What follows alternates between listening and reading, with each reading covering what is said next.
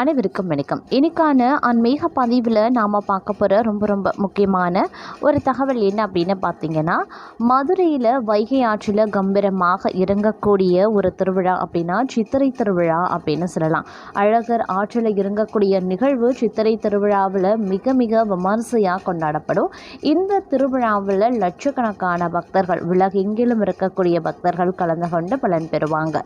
அந்த வகையில் பார்த்தோம் அப்படின்னா, மதுரை வைகை ஆற்றில் கம்பீரமாக இறங்கக்கூடிய கள்ளழகர் வீற்றிருக்கக்கூடிய அழகர் மலை, அதை பற்றிய சுவாரஸ்யமான நீங்கள் அறிந்திடாத பல வியப்பூட்டக்கூடிய தகவலை தான் இன்னைக்கு வீடியோவில் நாம் தெரிஞ்சுக்க போகிறோம். ஸோ இந்த பதிவு உங்களுக்கு மிக பயனுள்ள விகிதத்தில் இருக்கும். வீடியோவை ஸ்கிப் பண்ணாமல் கடைசி வரைக்கும் பாருங்கள். வீடியோக்குள்ளே போகிறதுக்கு முன்னாடி இதுவரைக்கும் நீங்கள் நம்ம சேனலை சப்ஸ்கிரைப் பண்ணல அப்படின்னா உடனே சப்ஸ்கிரைப் பண்ணிக்கோங்க. அப்படியே பக்கத்தில் இருக்கக்கூடிய நோட்டிஃபிகேஷனுக்கான பெல் பட்டனையும் ப்ரெஸ் பண்ணிக்கோங்க. சரி நேர்களே, வாங்க வீடியோக்குள்ளே போகலாம். கள்ளழகரின் கோயிலான அழகர் மலையை அறிவதற்கு முன்பாக அங்கு ஓடும் நூபுர கங்கையினுடைய சரித்திரத்தை அறிவது அப்படிங்கிறது அவசியமாகிறது. அதனால் அதில் இருந்து இப்போ நாம் தொடங்கலாம். அதாவது பூலோகம் தொடங்கி சத்தியலோகமான பிரம்மலோகம் வரைக்கும் தன் தவத்தாலும் பலத்தாலும் கைப்பற்றியிருந்த பலி சக்கரவர்த்தியிடம் வாமனராய் அவதரித்த பெருமாள் 3 அடி தானமாக கேட்டார். அவனும் சம்மதிக்க பெருமாளோ 1 அடி பூலோகம், மற்றொரு அடி பிரம்மலோகம் அப்படின்னு அளந்துவிட்டு இன்னும் 1 அடி எங்கே என கேட்டார்.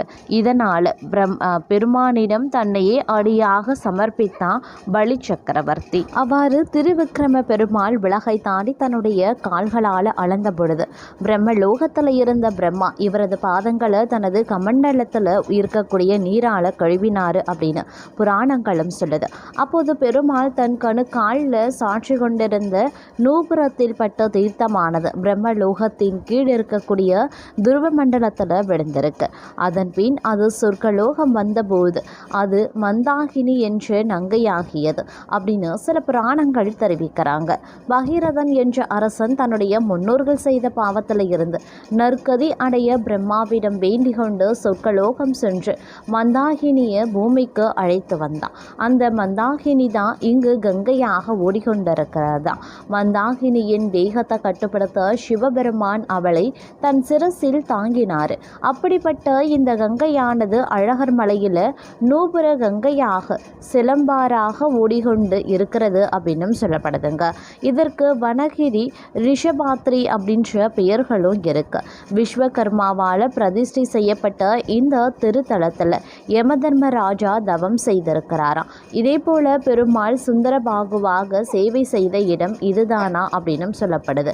அதே மாதிரி இங்கே இருக்கக்கூடிய 18 படி கருப்பண்ண சுவாமிக்கும் கூட ஒரு கதை இருக்குது அப்படின்னு சொல்லலாம். அதன்படி கள்ளழகரின் சக்தியை குறைத்து அவரை தன் இருப்பிடம் கூட்டி செல்ல திட்டமிட்டு கருப்பண்ணசாமி தலைமையில் 18 பேர் அங்கு சென்றதாகவும் அப்போது வந்தவர்கள் இவரின் அழகல மயங்கி 18 படிகளாக மாறியதாகவும் சொல்லப்படுது.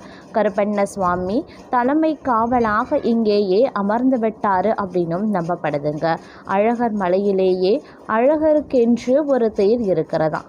அதற்கு மாலை செய்யக்கூடிய பணியாளர்கள் கோவிலின் வெளியிலேயே இருக்கிறார்களாம். கிழக்கு மற்றும் தெற்கு ரத வீதி சந்திக்கும் இடத்துல ஒரு மூதாட்டியின் வீடு இருந்திருக்கு. அந்த மூதாட்டி அழகரின் தீவிர பக்தி. அந்த மூதாட்டி அழகருக்கு ஏதாவது படைக்க வேண்டும் அப்படின்னு ஆசைப்பட்டிருக்காங்க. ஆனால் அவங்க வீட்டில் மிதுகவத்தல், கொள்ளு, கார பயிறு தான் இருந்திருக்கான். சரி, இது அழகருக்கு நைவேதமாக படைக்கலாம் அப்படின்னு நினைத்த அந்த மூதாட்டி நேரில் வர கூச்சம் கொண்டு மனதாலேயே படைத்து சென்றிருக்காங்க. அன்று அழகு தேரில் வீதி உலா வரக்கூடிய சமயம் அந்த தேரானது அந்த மூதாட்டி வீட்டின் வாயிலில் வந்து நின்றிருக்கிறது. காரணம் தெரியாத மக்கள் யோசித்தபடி நிற்க, அப்பொழுது ஒரு அசுரிரி, எனது பக்தியொருவள் எனக்காக மிதுகவத்தல், கொள்ளு, கார பயிறு வைத்திருக்காங்க, எனக்கு அது வேண்டும் அப்படின்னு சொல்லவும் வியப்புற்ற மக்கள் மூதாட்டியுடைய பக்தியை எண்ணி வியந்திருக்காங்க. இந்த புராண கதையை மையமாக கொண்டு இன்றளவும் சித்திரை திருவிழாவில் இன்றும் கூட ஒரு நாள் நிவேதனமாக அழகருக்கு இந்த கார பயிறு, அது மட்டும் இல்லாமல் மிதுகு வத்தல், கொள்ளு இதை எல்லாமே வைத்து படையலாக நிவேதனமாக வைத்து படைக்கப்படுகிறது அப்படின்னு சொல்லலாம். அதே போல் ஒவ்வொரு ஆண்டும் சித்திரை திருவிழாவினுடைய 5வது நாள் காலையில் குதிரை வாகனத்துடன் 1000 பொன் சப்பரத்தில் கள்ளழகர் எழுந்தருள்வார்.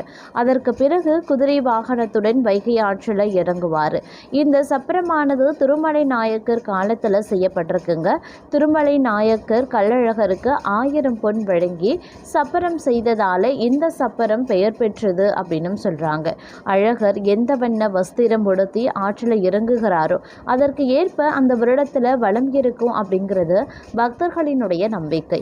பச்சைப்பட்டு கட்டி வந்தால் விவசாயம் செழித்து நாட்டு மக்கள் சுபிக்ஷமாக இருப்பாங்க அப்படிங்கிறது நம்பிக்கையாகும். இந்த ஆண்டு கள்ளழகர் பச்சை பட்டுடுத்தி வைகை ஆற்றில் இறங்கியும் இருக்கிறாரு அப்படின்னு சொல்லலாம்.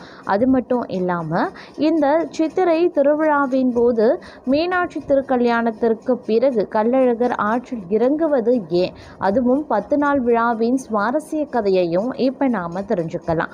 அழகர் ஆற்றில் இறங்கக்கூடிய வைபவத்தை அந்த அளவுக்கு மிக விமர்சையாக கொண்டாடியும் வராங்க மதுரை வாசிகள். சித்திரை திருவிழா நடக்கக்கூடிய அந்த 10 நாட்களும் ஊரே திமிலோகப்படும் அப்படின்னு கூட சொல்லலாம். அந்த நேரத்தில் மதுரை மற்றும் சுற்றி இருக்கக்கூடிய ஊர்களில் இருக்கிறவங்களும் கூட குடும்பத்துடன் புறப்பட்டு வந்து சேருவாங்களாம். சுமார் 10 லட்சம் பேருக்கு மேலே ஒரே இடத்துல கூடக்கூடிய திருவிழா அப்படின்னு சொன்னால் அது சித்திரை திருவிழா அப்படின்னு சொல்லலாம். மதுரைக்கு வடக்கே சுமார் 20 கிலோமீட்டர் தொலைவில் அழகர் மலை கம்பீரமாக காட்சி தருது. பார்ப்பதற்கு காலை வடிவில் இருக்கிறதுனால இந்த மலைக்கு விரிஷா பாத்திரி அப்படின்ற ஒரு பெயரும் இருக்குங்க. தன் மேல் ஏவி விடப்பட்ட சாபத்துக்கு விமோச்சனம் கேட்டு யமதர்மன் இந்த மலைக்கு பெருமாளை வேண்டி தவம் இருந்திருக்காரு. தவத்தை மெச்சி யமதர்மனுக்கு பெருமாள் சாப விமோச்சனம் தந்தபோது இதே போல இங்கேயே தங்கியிருந்து பூலோக பக்தர்களுக்கும் அனுகிரகம் பண்ண வேண்டும் அப்படின்னு யமதர்மன் கேட்டுக்கொண்ட காரணத்துக்காக இந்த மலையில பெருமாள் குடிகொண்டதாக புராணங்களும் சொல்லுது. எங்குமே இல்லாத சிறப்பாக இங்கே கள்ளழகராக அவதாரம் எடுத்து எழுந்தருளி இருக்கக்கூடிய சுந்தரராஜ பெருமாள் சங்கு, சக்கரம், வில், வாள், கதை அப்படின்னு பஞ்சாயுதங்களுடன் காட்சி தருகிறார். அது மட்டும் இல்லாமல் இங்கு மட்டும்தான் பெருமாளின் கையில் இருக்கக்கூடிய சக்கரம் புறப்பட தயாராக இருக்கிறது. பக்தர்களிடமிருந்து அபயக்குரல் வந்தால் கன நேரமும் தாமதிக்காமல் துஷ்டர்களை அழிக்க வேண்டும் என்பதற்காக சக்கரத்தை பிரயோகிக்கக்கூடிய நிலையிலே வைத்திருக்கிறாரு இங்க இருக்கக்கூடிய பெருமாள், அதாவது கள்ளழகர் அப்படின்னு சொல்லலாம்.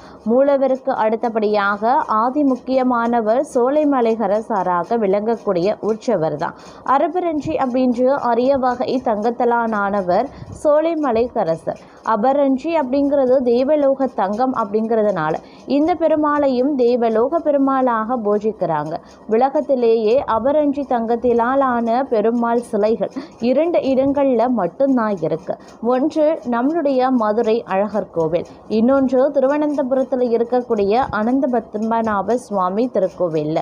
சுதபஸ் அப்படின்ற முனிவர் நுபுகர கங்கையில் தீர்த்தமாடி பெருமாளை நோக்கி தவம் இருந்திருக்கார். அந்த சமயத்தில் துர்வாச மகரிஷி தன்னுடைய பரிவாரங்களோடு அந்த வழியாக வந்திருக்கார். பெருமாளையே நினைத்து கொண்டிருந்த முனிவர் ரிஷி வந்ததை கவனிக்காமல் இருக்கவே ஆத்திரமடைந்த துர்வாசர் மாண்டுகோ பவ அப்படின்னு சாபமிட்டார். உடனே தவளையாகி போன சுதபஸ் சாப விமோசனத்திற்கு வழிகேட்ட போது விவேகவதி தீர்த்தகரையில் நீ தவம் பண்ணி கொண்டிரு.